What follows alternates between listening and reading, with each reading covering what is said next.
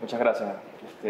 Agradecido con el Centro Nacional del Libro por la invitación, con la organización de Filben y la profe Mirla por esta presentación y la invitación a este evento, ¿no?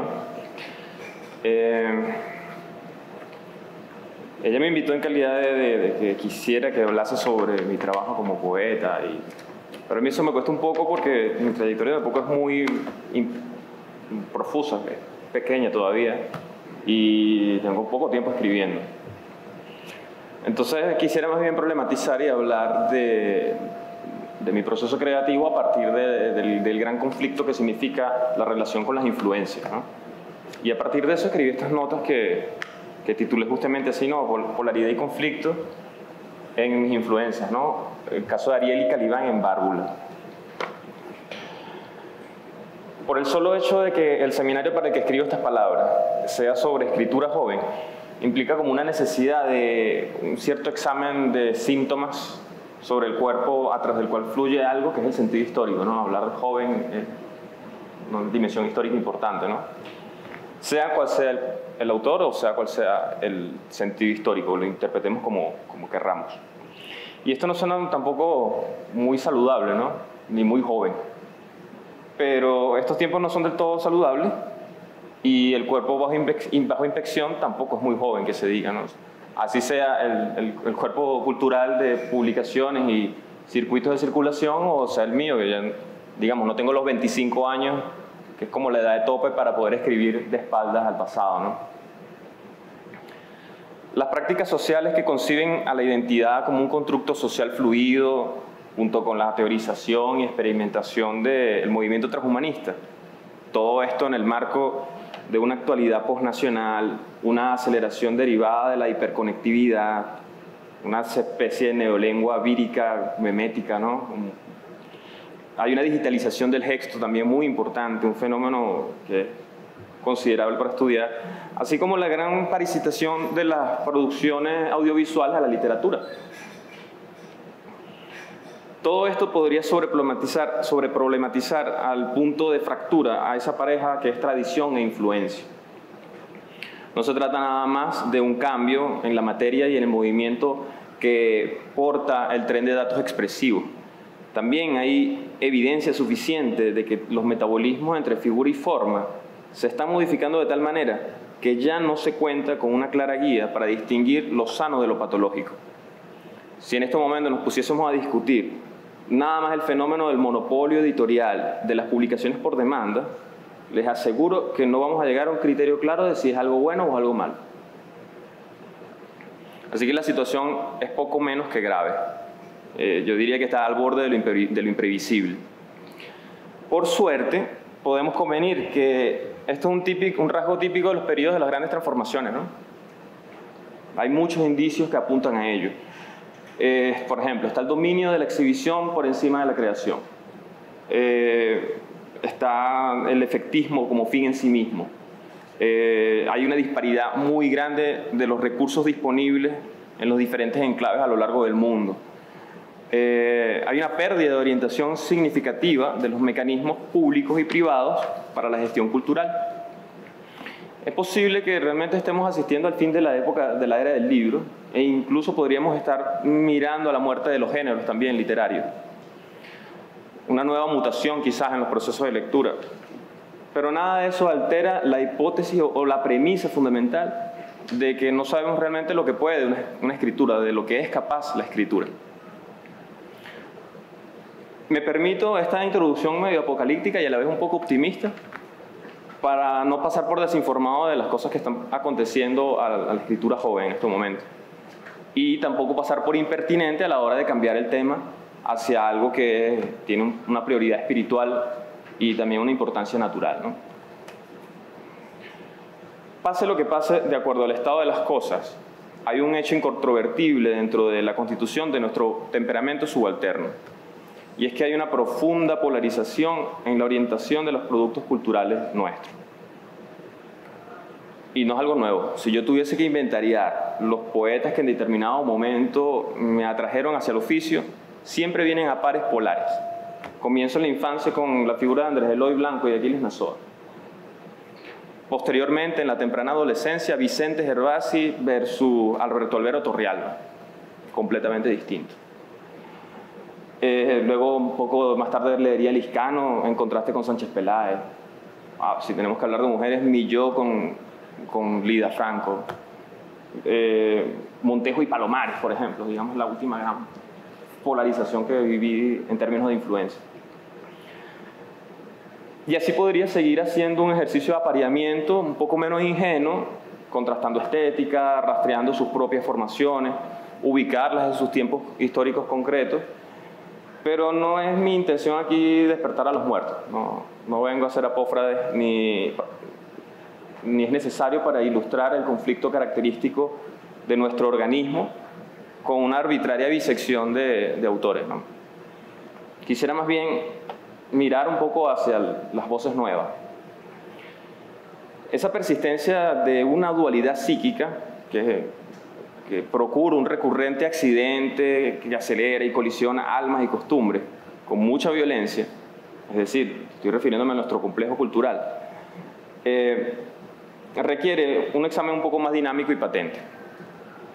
Tanto mejor si es a partir de la experiencia comprometida, ambivalente e inherentemente conflictiva que es la influencia.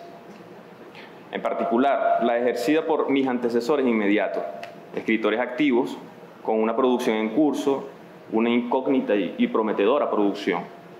Entonces voy a tratar el caso de Víctor Manuel Pinto y Néstor Mendoza, que son dos poetas, editores y gestores culturales. Quizás está haciendo un subterfugio para evitar hablar de mí, ¿no? Un poco con falsa modestia, pero la verdad tiene que ser dicha.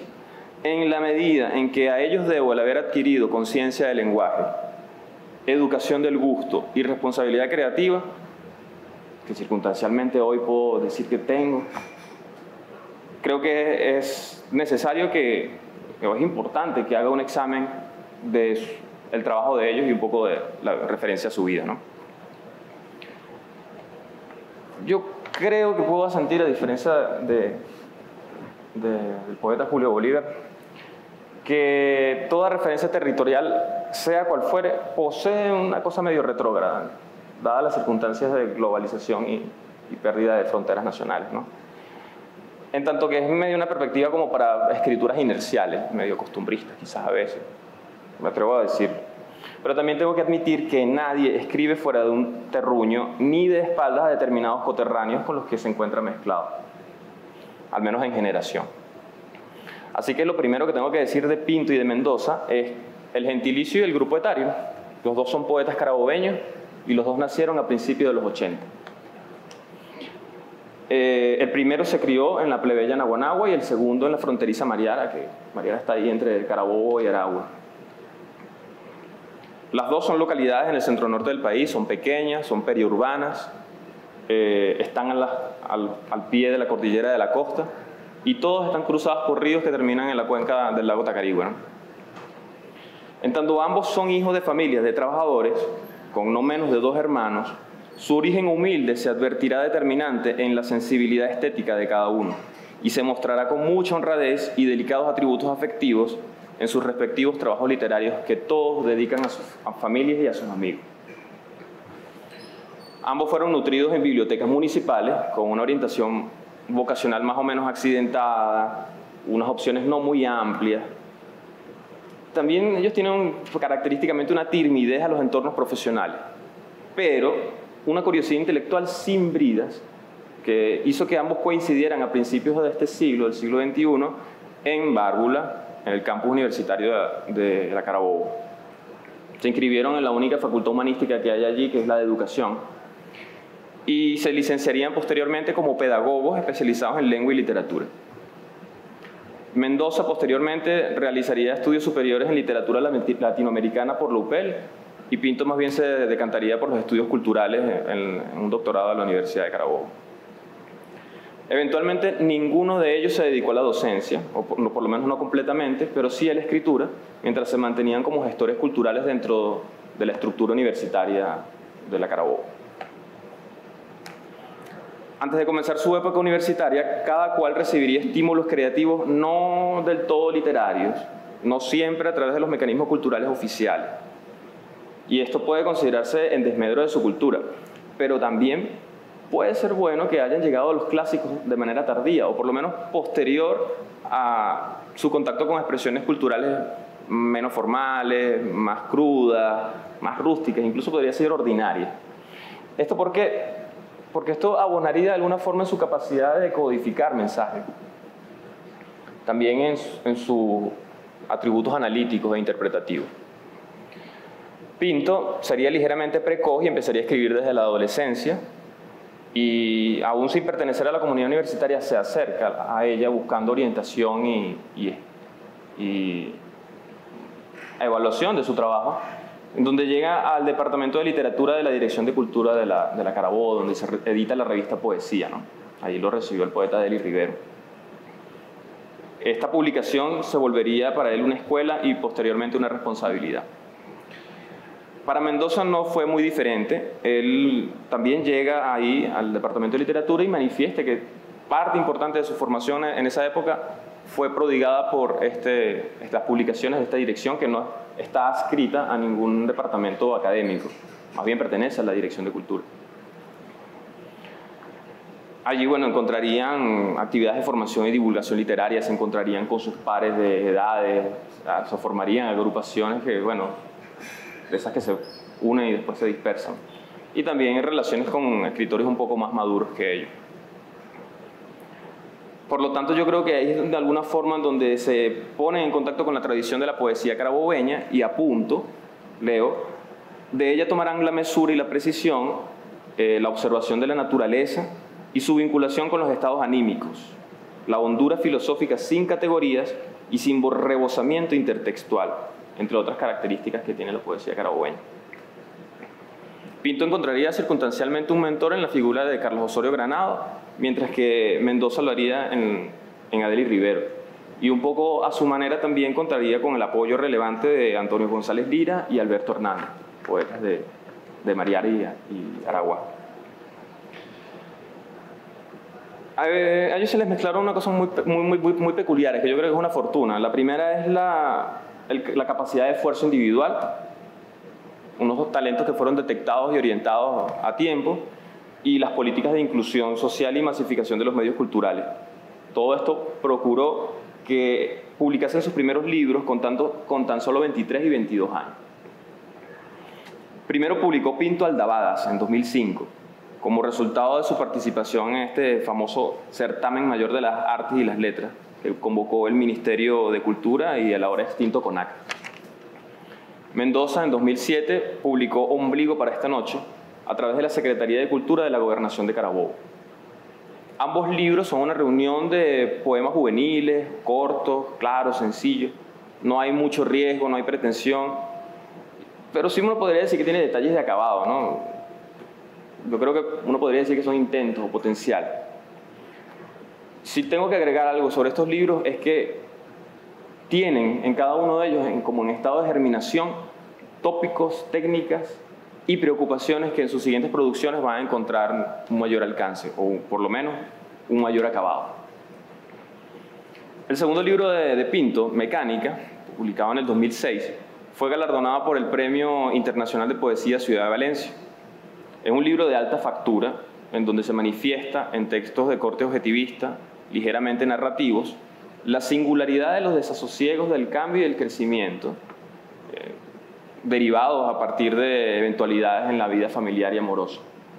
Todos ellos mirados a través de una dialéctica con la figura del padre y del oficio, la mecánica, en tanto prototipos morales para la comprensión, reparación y mantenimiento de los vínculos afectivos con el mundo inmediato.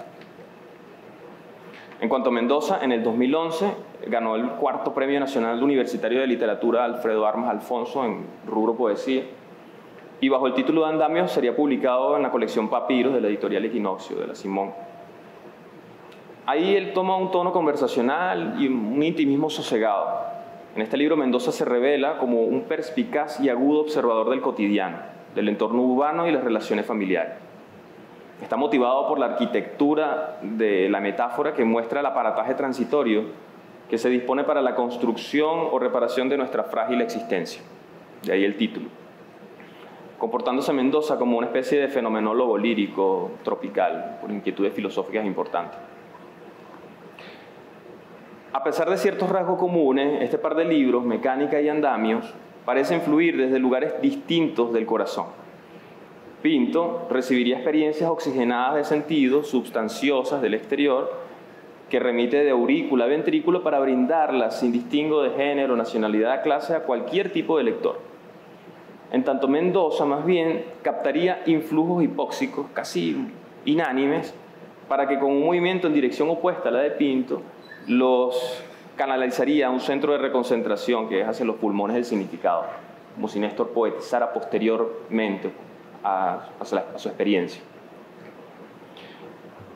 Esto yo lo veo como una manifestación de polaridad espiritual, donde la poesía se concibe como fenómeno natural de dos maneras completamente distintas.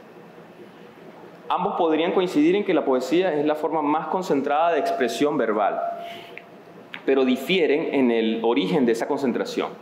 En Mecánica se parte del hecho de que imágenes, música e intelección son exteriores y anteriores al poema. ¿Acaso el poema sea un simple canal de fuentes inmanentes de poesía?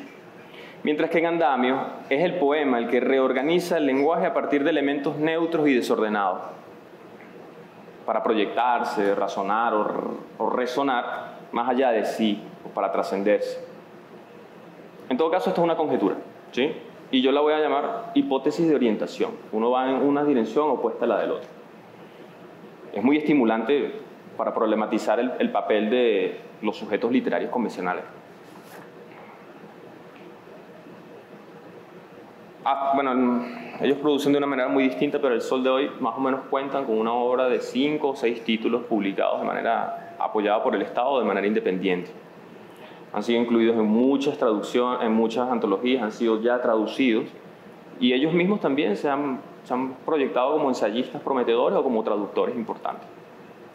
Actualmente Néstor está en el comité editorial de la revista Latin American Literatura Today de la Universidad de Oklahoma, y Pinto trabaja más bien con la revista Buenos Aires Poetry.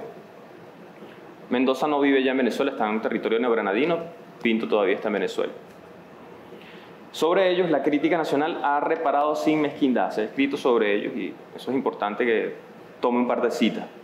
Por ejemplo, Luis Alberto Crespo ha dicho de Pinto que es cuidadoso, es preciso. La escritura echa menos para la elocuencia que para señalarse y señalar. El poeta Pinto elige un modo oblicuo de testificar, en una lengua de semisombra, y es allí donde se encuentra lo mejor de sus cualidades. Por otra parte, Alejandro Oliveros ha dicho de Mendoza que la poesía de Néstor es la lograda expresión de una nueva objetividad en nuestra poesía. Ahora son una lectura necesaria y en unos años serán una referencia inevitable. Mariano Picón Salas dice, o para dar cuenta de esta América que todavía es oscura pasión más que razón, es inopinada y es muy turbulenta, como región natural y espiritual, ha dicho que la meta social de varias naciones nuestras es que el indio alcance la técnica y recursos que acaparó el dominador, o bien que éste descifre aquel mensaje que se quedó como emposado y asustado en los ojos del aborigen. A partir de esta aparente contradicción, y siguiendo la hipótesis de orientación que enuncié hace unos párrafos, vuelvo la mirada sobre este par de problemáticas y vivas influencias mías, Mendoza y Pinto, y las examino un poco el estado de sus escrituras y sus perspectivas a partir de dos figuras conceptuales shakespearianas que son Ariel y Calibán. Esos nativos sojuzgados por Próspero, que son el civilizado y el bárbaro, el mestizo y el originario, el delicado servidor intelectual y el tosco esclavo manual. Hay muchas interpretaciones, ¿no? Podría incluso recurrir a ellas, puedo mirar el Ariel de Rodó o podría tomar el Calibán de Retamar. Pero yo prefiero más bien en este caso volver a Shakespeare para asirlos de otra manera, ¿no? Buscarlos en tantos productores de objetos verbales, es decir, como poetas. Esta perspectiva tiene la ventaja de invertir lo que normalmente se espera de un Ariel y de un Calibán en cuanto a su sensibilidad y en cuanto subalternos del distinguido Próspero.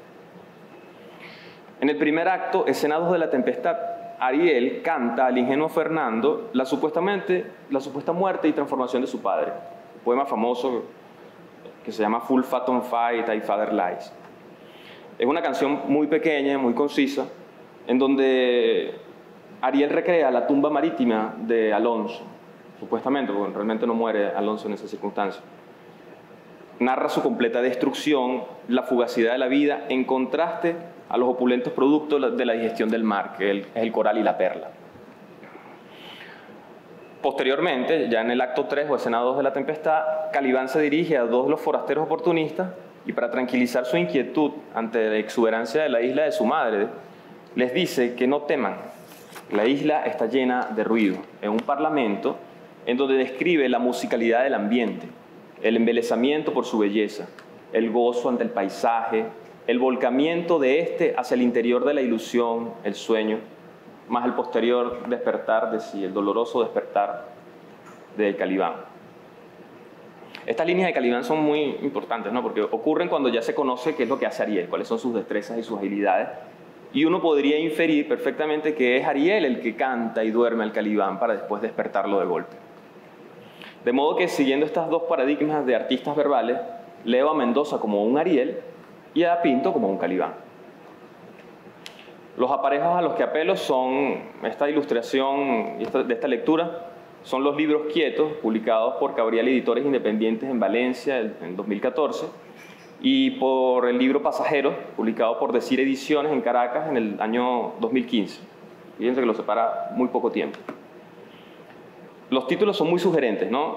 Quieto y Pasajero, sobre todo por la polisemia. Ambas tienen referencias opuestas al movimiento, además. No necesariamente son antitéticas. El uno es lo inmóvil, el otro es lo transitorio. Hay cierta complementariedad también, está la calma y lo efímero. El quieto también se puede leer como un imperativo detente, mientras que pasajero es la condición de viajero en transporte público, que es motivo de muchos de los textos de Mendoza. Ambos están vinculados al ambiente ciudad, a la dinámica social en centros de concentración urbana y a una realidad histórica muy concreta y a una condición social que circundará los ejercicios de atención y observación de ambos poetas. Son libros de estructura y están muy enlazados, tienen una cosa como muy elaborada en cuanto a las partes. Quieto tiene dos partes, una que se llama Vida, Diablo y Quieto, y tiene un anexo ahí a manera de ars, a la que no voy a referir. Algunos de sus poemas son divididos en partes, junto con un pórtico frontispicio que tiene epígrafes en referencia a poetas venezolanos como Ana Enriqueta Terán, Ramón Palomares y Pedro Luis Hernández. Es un libro muy provocador porque tiene unos refraseos con registros orales y un léxico de ambiente marginal, ¿sí? Es un libro que podría decir que ha engañado como mínimo a un lector frívolo, pensándolo o haciéndolo pensar que se trata de una temática lumpen delincuencial. Pero la verdad es que es un libro con muchas lecturas.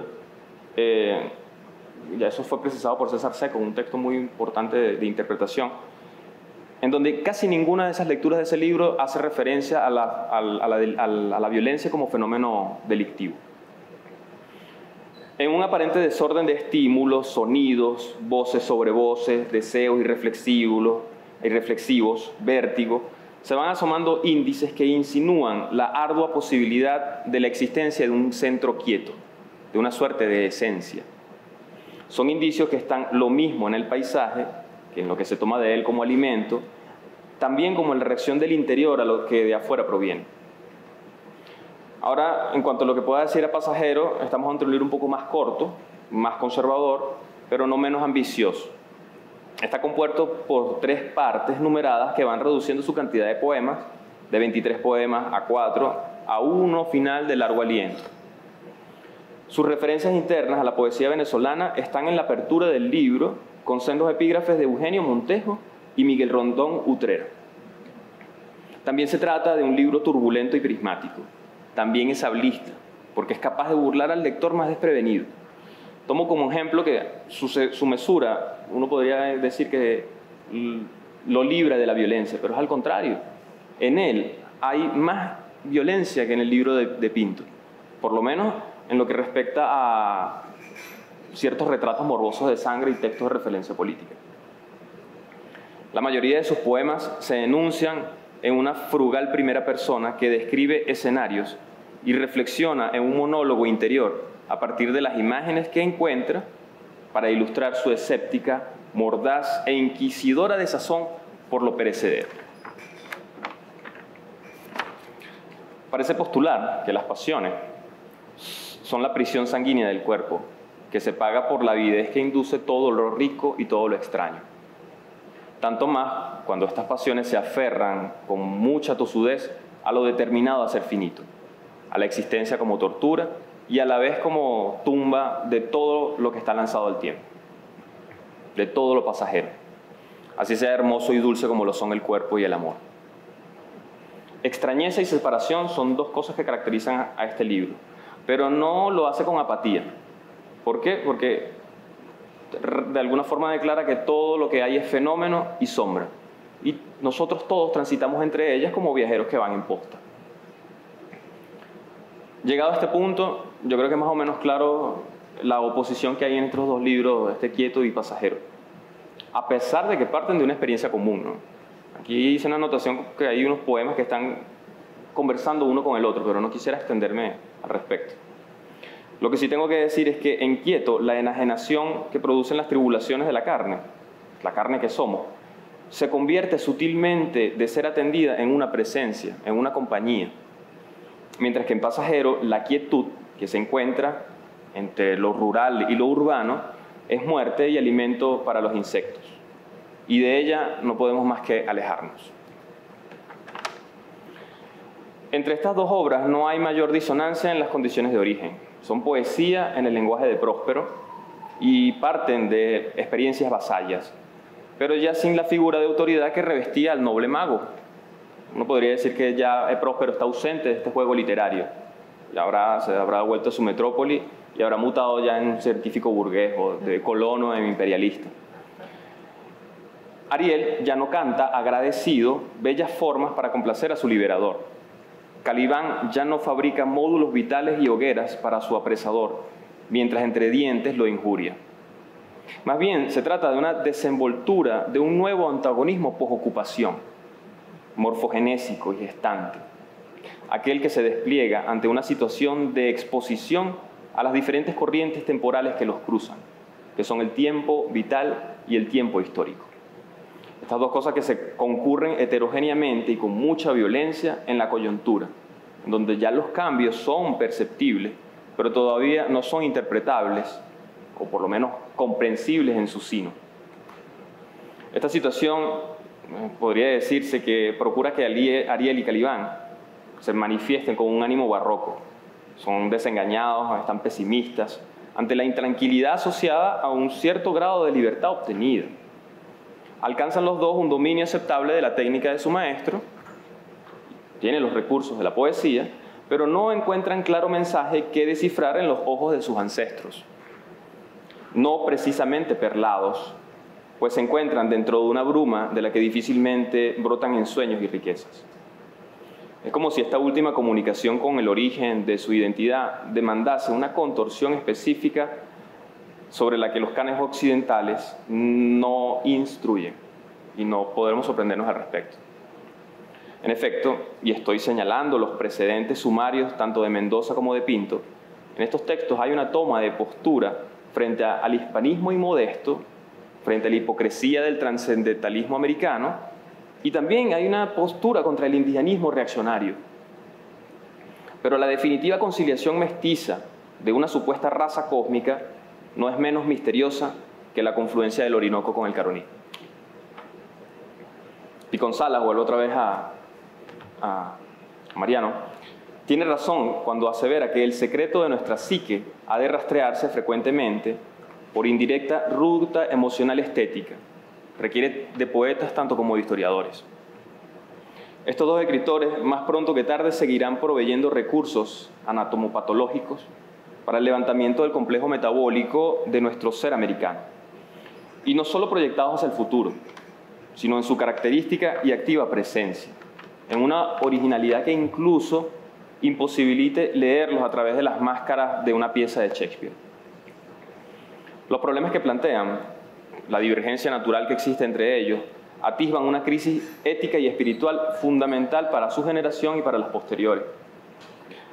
Decídense o no a escribir hiperpoesía, a hacer poemas con emojis, o a hacer poesía concreta con los memes. No importa qué es lo que suceda con la literatura o con la escritura joven. El problema que hay entre ellos, de alguna forma se va a trasladar en los escritores que vienen. ¿Por qué esto? Bueno, porque el lugar de enunciación que Mendoza y Pinto comparten prodiga fragmentos y claves dispersas, puestas a la disposición de cualquier alma que sea sensible o inquieta y que no se conforme con el nihilismo propio de la modernidad. Ambos ofertan u ofrendan más bien elementos para la completación o la recomposición o la reinvención de una muy otra interpretación de la situación nuestra de ruptura y vaciamiento, en ese estado paradójico que lo plantea como reiterado y a la vez siempre nuevo. Experimentados como estamos con el tutelaje y con la dominación, no hemos superado todavía estas dos cosas. Vivimos, eso sí, las consecuencias expansivas de sus crápulas, y en esa situación brotan las cuestiones relativas a qué significa ser sujeto tanto para Ariel como para Calibán. Quizás sea el momento de que hable ya un poco. Ya no se trata de voluntades objetuales a la disposición de Próspero. Y valdría más bien preguntarse de qué manera es posible vivir ahora, de qué manera es posible sentir, si es que ya no existen de hecho nuevas formas de ser sujeto. También habría que preguntarse cuál es el nuevo rol, ¿no?, de los docentes, escritores, del intelectual e incluso del poeta. ¿Cuáles otros saberes, afectos y conocimientos son posibles o ya existen operativamente y están al alcance de obras como esta? Y por último, ¿cómo se reconfiguran las relaciones de poder en la isla de Sícorax? ¿Cuál es nuestra inserción activa, pasiva o reactiva en este nuevo entramado? De alguna forma, cuando hago estas tres preguntas, estoy reinterpretando las tres preguntas clásicas de Kant, ¿no?, que son qué podemos conocer, cómo debemos actuar y qué nos está permitido esperar. Y es que los conflictos que están en Pasajero y Quieto son eminentemente kantianos. Es como si lo hubiese llegado de autores disímiles, sea a través de interpretaciones metafísicas individualistas o a través de prácticas de un gregario misticismo cristiano.